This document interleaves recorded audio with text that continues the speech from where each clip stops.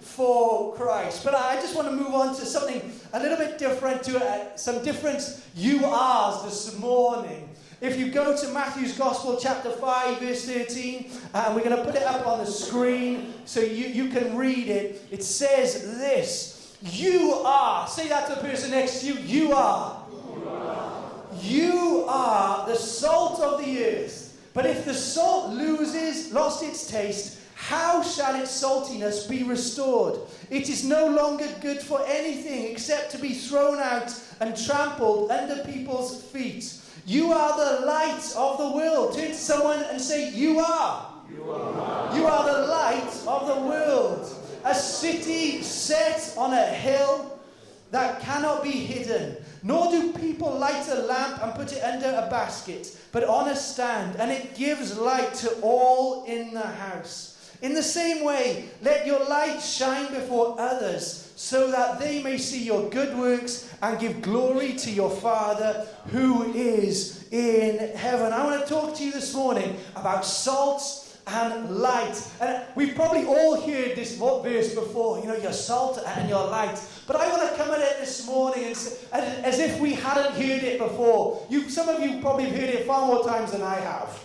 And that's not being rude. I'm not being rude, but I just know some of you have been around more than I have. But this morning, could we just look at it with fresh eyes?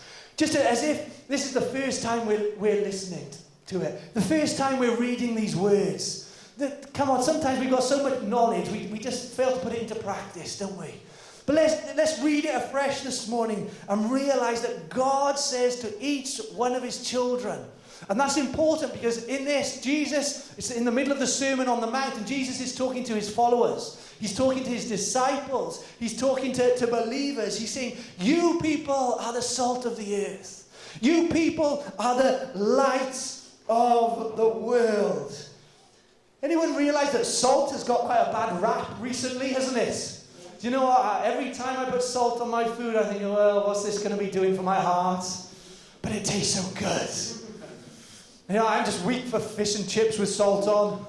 Come on, I know. We did the well-being night here on Wednesday, and we were talking about our physical well-being, and, you know, I don't have too much of this and too much of that. I just think the more salt, the better. I know, it's lovely on that fish and chips, isn't it? I know, I'm getting you hungry already. But a few things about salt. What do we know about salt? Salt in Bible days was valuable. In fact, we know that some Roman soldiers in biblical days were paid, their wages were actually paid for in salt, in bags of salt. Can you imagine at the end of the month your employer paid you in salt?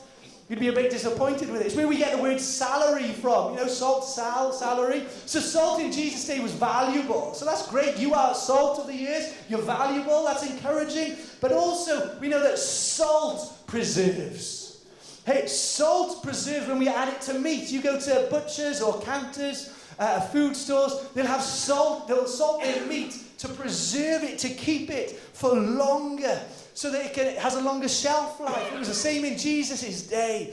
And do you know what? When Jesus is calling his disciples, the salt of the earth, he was saying, hey, you have a job to do in preserving your society. I think all of us would agree as we look around society now, it's decaying. Do you know what? It's getting darker. It's going to the dogs. But it's getting darker and darker. It needs you, it needs me to salt it. It needs you and me to preserve what's going on. You know, standards wherever you look just are falling by the wayside. Moral standards, standards of behavior, what is acceptable now. Do you think just 5-10 years ago would never have been acceptable in society? It's decaying. But you and I, Jesus calls us to be salt in the world, to be a preservative that says, hey, when you show up to places, you make a difference. When you step foot in certain spheres of life, whether it's your work, whether it's your family, whether it's your street, whether it's any arena that you are in, you have a duty to bring salt to it, to preserve it. People are watching you. Do you know that? People watch how you act. People watch how you behave. And you, as followers of Jesus, have the opportunity to preserve. What does salt do? It brings flavor. It brings flavor. Salt enhances anything that it's put on. To any food, it doesn't change the flavor of the food. It's not like pepper. Pepper changes the flavor, doesn't it? Pepper changes the flavor to something a bit different. But salt brings out the best in the food. Salt enhances what is already there. And do you know what? That's what your responsibility is to do. It's what my responsibility is as well. To enhance whatever environment God has put you in. Maybe it's in a school. Hey, and perhaps you find it tough in a school because there's so many things going on. Hey, you have an opportunity to enhance that environment. Maybe it's a workplace or a shop or an office or a factory, whatever it is. You have the opportunity to enhance through your saltiness. Someone said that it's not the sin in the world that's the problem. It's saltless saints. It's saltless saints. Saints who have lost their zing for life. Saints who have lost their passion for Jesus. Saints who have just become dry and just not got the Spirit of God in them, and there's no life about them. Say, hey, when you go into that place, it should be different. It really, really should. When something without salt gets salt on it, it gets better. When the people of God are on the scene, there should be a pushing back of the kingdom of darkness and the advancing of the kingdom of life. When you leave any situation, whether it's a conversation, whether it's a social setting, do you know what? That situation should leave improved because your saltiness has been there. Really should. One of the things that salt does, who can remember the old days? I don't know how old this might be. But can you remember? You'd go into a pub or a restaurant, and what did they have on the table? Peanuts. Yeah, you remember those days. Peanuts. They did. Now, why did the landlord want you to eat those peanuts? Why was he happy for you to eat as many peanuts as you wanted? Until the cows came home, you could eat yourself into a peanut. Okay? Why? Because it made you thirsty. It made you want to go and get a drink. It made you have to go and order and spend money. He's quite happy to waste a few quid on the peanuts because you'll be spending more at the bar. Do you know what? Salt in our lives, the saltiness of God in our lives, it should bring a thirst to those people who are around and about us. There should be something that is spotted in you and me that says, hey, what is it that you've got? I want more of it. What is it that brings you through that situation with a smile when you should have been taken under? You've still got something, and I'm thirsty for what you've got. You've got a joy in your heart that I can't get anywhere else, that can't satisfy me no matter what relationships I can get or no matter how much money I earn. You've got something that I'm thirsty for. That's what we should be in this world. Salt, can I say, is no good in the shaker. Salt, so long as you're in the shaker, you're not that good. And do you know what? That's us here at the moment. In church, we're in the shaker. But what happens when we get out of the shaker into your workplace, into your family, into your streets, into your office, into your school, into your home? You're being sprinkled. You're being sprinkled. Sprinkling of the goodness of God over here. A sprinkling of the anointing of God over here. A sprinkling of the joy of the Lord over here. You're being sprinkled by God in the communities up and down this place. While the salt is still in the shaker, it's no good just only to be looked at. But when it's out, it's useful. Sprinkled in your homes, families. Can I say to everyone here, don't just stay in the shaker. Get out. Get out into all places, the highways and byways of this world, and sprinkle the salt that you've got. Not only are you salt, though, you are light. You are, Jesus says, you are the light of the world. Now, Jesus says that we are the light of the world. He started off by saying he's the light of the world. You know, you keep reading the Gospels, he says, John, I am the light of the world. But we also are called the light of the world. Do you know what? That's a huge privilege, but it's also a huge responsibility Do you know what? In your situation, God is not sending an angel. He's not sending a Paul from the New Testament. He's not sending an Elijah from the Old Testament. He's not sending John. He's not sending Matthew, Mark, or Luke. He has sent you. He sent you to be a light in your place. He sent you to bring the light of God into that place.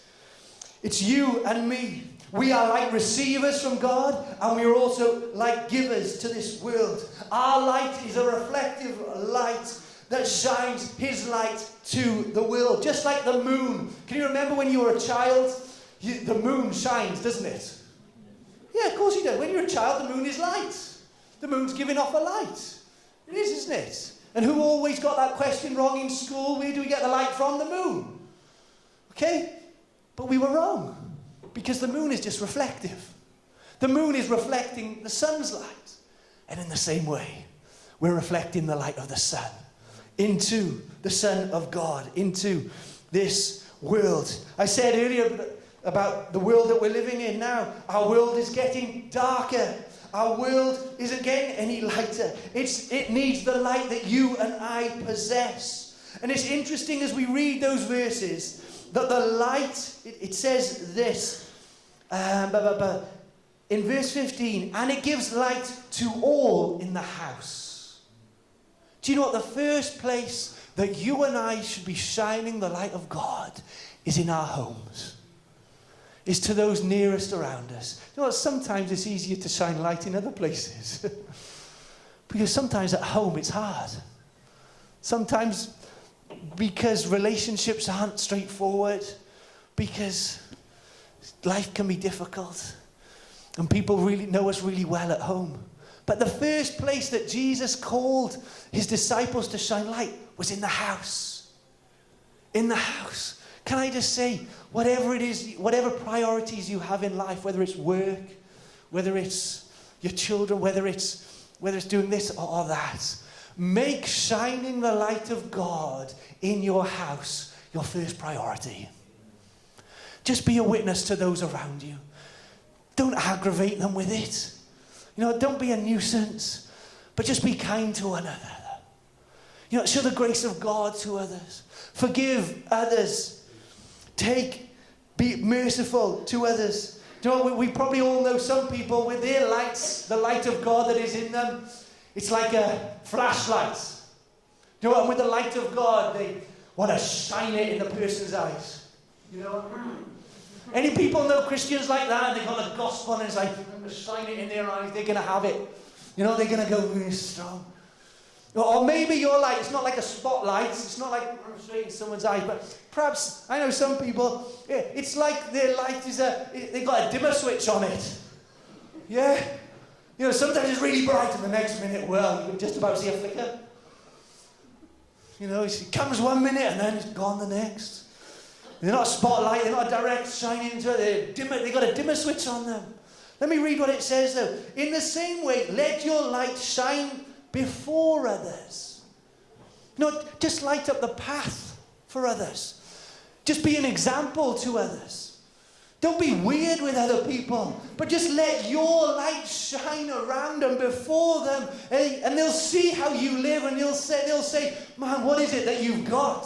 What light in you are you carrying? Just shine a light for them. You don't have to get in their face. Please don't get aggressive. Please don't be so, full of zeal and passion that you want to bash everyone over the head with the Bible and then blame it on me. But just shine your light before others. That's what it says. Just before others. No, don't be intimidating. Just let your light shine before others.